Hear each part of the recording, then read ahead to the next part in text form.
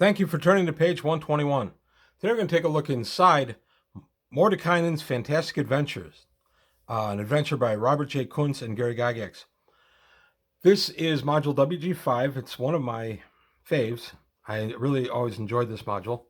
But today we're going to look at one specific feature, and that is the unopenable doors. And they are area 1 right there. So I'll put them kind of center of the shot. Area 1. Okay. It's the unopenable doors.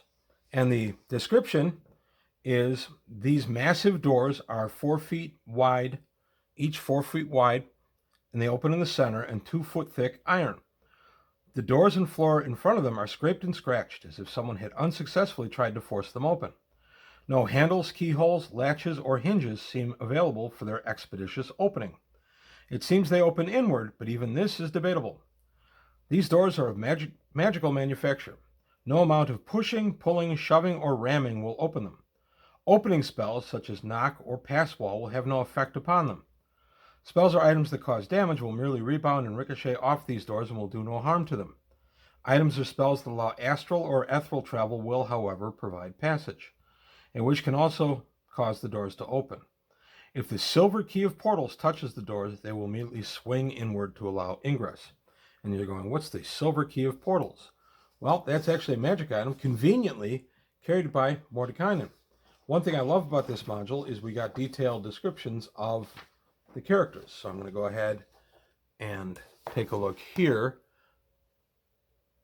There is Mordekainen's write-up. Now, of course, these bear a little resemblance to Gary Gygax's actual character. He's a 12th level magic user, and he's listed with very few magical items. And I know that wasn't true from various things I've read about the campaign. But the one I want to focus on is the Silver Key of Portals. Silver Key of Portals. This item appears to be a regular-sized silver skeleton key, silver worth about 33 gold pieces. It is, in fact, a minor artifact that was found in an abandoned chapel to Dalt, the lesser god of portals and enclosures. Never even heard of Dalt until this. It is conjectured by Mordekainen that this forgotten god led him to find the key, for he has learned that Dalt is of chaotic good alignment and gives generously to those he favors. When the key is touched to any portal, be it magical or otherwise, the portal will slowly swing open. This key may be used to open 4 portals per day and no more. Okay, so now we go back to our unopenable doors. How convenient that one of the players has a minor artifact that lets him open the unopenable doors. Now, I've run Mordekainen's Fantastic Adventure on a number of occasions, and one of the things I use is the unopenable doors as an obstacle to getting in. So the players, if you see the map here, they come in through here, come down this long tunnel to this room area, and then they get up to the doors. Well, that seems pretty straightforward, but a few things I've done. I put creatures outside of the dungeon itself in the area where this long tunnel starts. It's hidden in some shrubbery. But the creatures know that it's there, and they know that people come to it, and they know that people are tasty. So I have had the players get attacked by creatures that use this as a hunting area. I also have done a few times where the player characters were down here and going down the long corridor, and I had a pair of displacer beasts, a mated pair, that had figured out that once they were down this long corridor, the players would be trapped because the doors would be there and most groups couldn't open the doors. So I had the displacer beasts very stealthily follow the party in, and then when the party got up near the unopenable doors, the displacer beasts attacked. In this case, of course, the displacer beasts were overwhelmed and destroyed, but it was a fun encounter. My players were not expecting me to use this as an actual hunting area. So now we get to using pass wall. First off, I don't allow pass wall to go through doors. Pass wall says pass wall. To my mind, it's got to be a wall. It can't be a ceiling or a floor. That's just how I rule at my table. I'm not saying I'm right or anything. I'm just saying that that's how I rule it. So you look at the doors here and you say, well, okay, I'll just put a pass wall there. And the very first time I ran this, I had a magic user of about 12th level in the group, and I thought, well, this will be easy.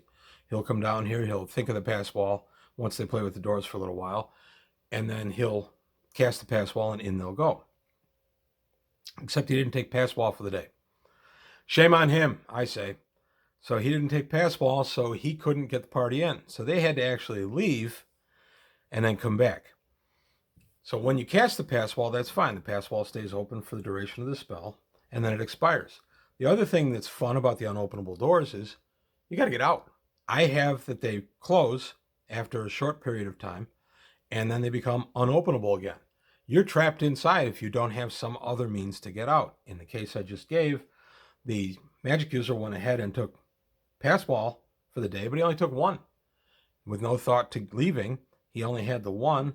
When they got there and were ready to leave at the end of about 2 days of adventuring, he realized, or I don't think it even was 2 days, about a day, he realized he did not have a pass wall spell because he'd already spent it. So they had to spend the night in the dungeon so he could recoup that spell, and they cast it and could get out. So a great thing about a dungeon is you can confine the players in ways they may not think about.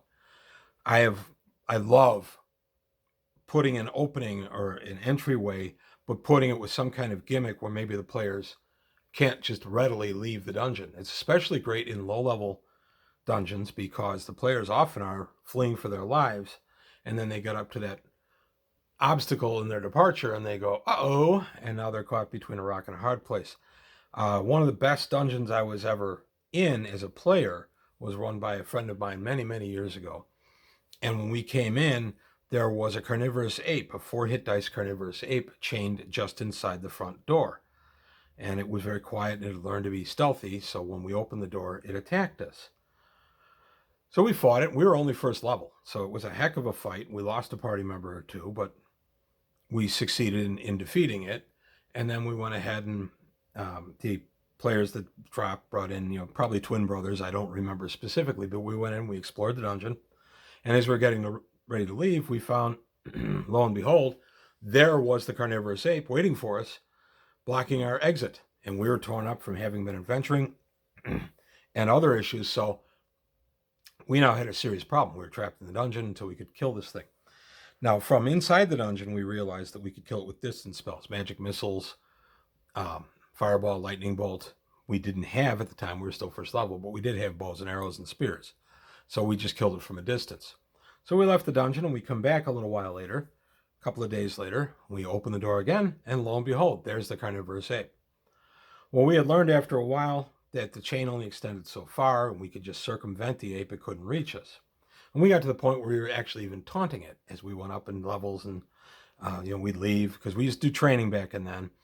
We don't do training in my campaign anymore, by the way.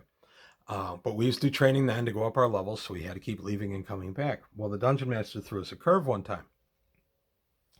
The ape was there. We were confident we could get past it, except it had the collar on. The chain was there, but the chain was not attached to the collar. So when we came in and started circumventing it, the ape surprised us by leaping to the attack. I took this from an old Foghorn Leghorn cartoon from Warner Brothers, where the guard dog is on a rope limit. The rope is only so long, but it changes throughout the cartoon. So that's where I got the idea from. A lot of Warner Brothers, and especially in my campaign, but there's a lot of Warner Brothers cartoons in D&D as a whole. But that was just the way the dungeon master kept mixing it up. And this was effective against us until we were about 4th or 5th level. We always had to deal with it. And it got to a point where it was a fun encounter we couldn't wait to have because we were confident that the ape would be there. We went in one time, the ape wasn't there. We were confused. On our way out, the ape was there. So just different ways that the dungeon master mixed it up. And that is what these doors remind me of. So you can go ahead and you can get past the doors with a pass wall, or have some artifact that allows you to open the portal, and then you do all your adventuring and things like that. When it's time to leave, you got to be sure you have a way out. Elevators are another old school way of limiting your player characters. They have to get in the elevator and then go up the elevator. Those were very common in old dungeons. I've used them many times. It's just a different kind of way to keep your players on their toes and thinking not only about the adventuring in the dungeon, but actually how they're going to get out of the dungeon. And I want to discuss one or two things. This is a higher level module, so I'm thinking, okay, could I teleport? Yes, you can teleport. Unfortunately, it's a blind teleport. If you've never been in here before, you don't know the area well enough to just teleport in. You can take people with you depending on your level, but teleport can be a very tricky thing, so you want to be careful. Technically, you could dimension door into the area. It's certainly within the area of effect of the spell, and you could just appear on the other side of the door, but again, it's a blind teleport, and it's something that I would not do casually as a player character, and I encourage my players to remember could be very hazardous to their continued existence.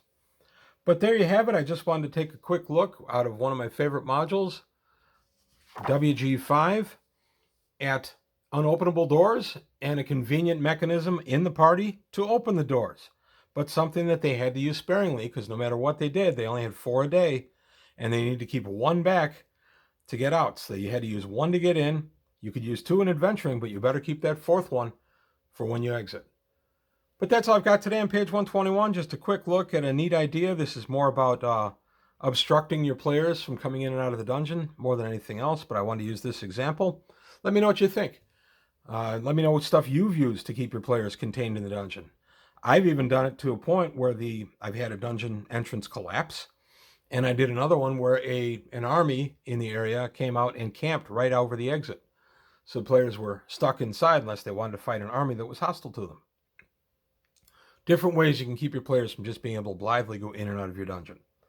That's all I've got today on page 121. Thanks for your time. Thanks for watching. Leave any comments below. Please like and subscribe. Take a look at the Patreon. Help me out there. And I'll see you next time.